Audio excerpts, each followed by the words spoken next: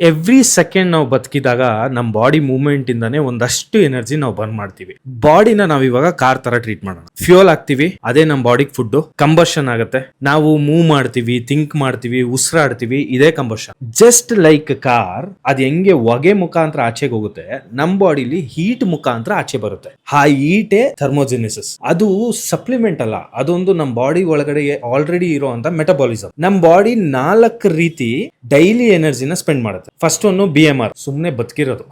ಹಂಗಂದ್ರೆ heart beat, ಹಾರ್ಗನ್ಸ್ ಕೆಲಸಗಳು, ಸುಮ್ನೆ ಉಸಿರಾಡ್ತಾ ಇರೋದು. ಇದು ಒಂದೇನೆ 60-70% ನಾವು ಬರ್ನ್ ಮಾಡೋದು ಎವ್ರಿ ಡೇ. ಇದು ಒಂದ್ರಿಂದಾನೆ. Second way neat. Every step, every fidget, every stairs ನಾವು ತಗೋತೀವಲ್ವಾ, ಅದೆಲ್ಲಾನು ನೀಟ್ ಕ್ಯಾಟಗರಿಲಿ ಬರುತ್ತೆ. ಒಂದೇ ಸೈಜ್ ಅಲ್ಲಿರೋ 2 ವ್ಯಕ್ತಿಗಳ ನಡುವೆ 2000 ಕ್ಯಾಲರೀಸ್ ಬರ್ನ್ ಆಗುವಂತ ಒಂದು ಮೆಥಡ್ ನೋಡಿ. 2000 ಕ್ಯಾಲರೀಸ್ ಬರ್ನ್ ಆಗುತ್ತಂತೆ ನೀಟ್ ಮೆಥಡ್ ನಮ್ಮ ಲೈಫ್ ಅಲ್ಲಿ ಇದ್ರೆ. ಆಮೇಲೆ ಆಕ್ಚುಯಲ್ ವರ್ಕೌಟ್ ಒಂದ್ 5-10% ಬರ್ನ್ ಮಾಡ್ತೀವಪ್ಪ. ಅದ್ರ ಮೇಲೆ ಇಡೀ ಜೀವನ ಹಾಕಿರ್ತೀವಿ, ಬಟ್ ಸ್ಟಿಲ್ ಇದೇ ಫ್ಯಾಕ್ಟ್. 4ನೇದು ಬಂದು ಡೈಜೆಸ್ಟ್ ಆಗುತ್ತಲ್ಲ ಫುಡ್, ಅದನ್ನ ಕ್ಯಾಲರಿ ಕನ್ವರ್ಟ್ ಆಗುತ್ತಲ್ಲ, ಆ ಪ್ರೋಸೆಸ್ಗೆನೆ 20-30% ಬರ್ನ್ ಆಗುತ್ತೆ. ತಿಂದಿದ್ನ ಕರಗ್ಸಕ್ಕೆ 20-30% ಎನರ್ಜಿನ ಬರ್ನ್ ಮಾಡ್ತೀವಿ ನಾವು. ನಾವ್ ಇಷ್ಟುನು ನೋಡಿರೋದ್ರಲ್ಲಿ ಅತಿ ಹೆಚ್ಚು ಕ್ಯಾಲರಿ ಬರ್ನ್ ಮಾಡ್ತಿರೋ ರೀತಿ ಯಾವ್ದು ಹೇಳಿ? ನೀಟ್. ಸ್ಟೇರ್ಸ್ ತಗೊಳ್ಳೋದು, ನಡೆಯೋದು ಜಾಸ್ತಿ, ಎದ್ ನಿಂತ್ಕೊಳ್ಳೋದು, ವಾಕಿಂಗ್ ಮಾಡೋದು, ಇದೆಲ್ಲದ್ರಿಂದಾನೇ ನಾವು ಜಾಸ್ತಿ 2000 ಕ್ಯಾಲರೀಸ್ ಬರ್ನ್ ಮಾಡಬಹುದು ಎವ್ರಿ ಡೇ. ಎಲ್ಲಾ ಮೆಥಡ್ಸ್ ಅಲ್ಲಿ ಕಂಪೇರ್ ಮಾಡಿದ್ರೆ ಎರಡು ಅತಿ ಹೆಚ್ಚು ಬರ್ನ್ ಆಗುವಂತದ್ದು. ನಾನ್ ಲೀನೆಸ್ಟ್ ಪೀಪಲ್ ನಾನ್ ನೋಡಿರೋದ್ರಲ್ಲಿ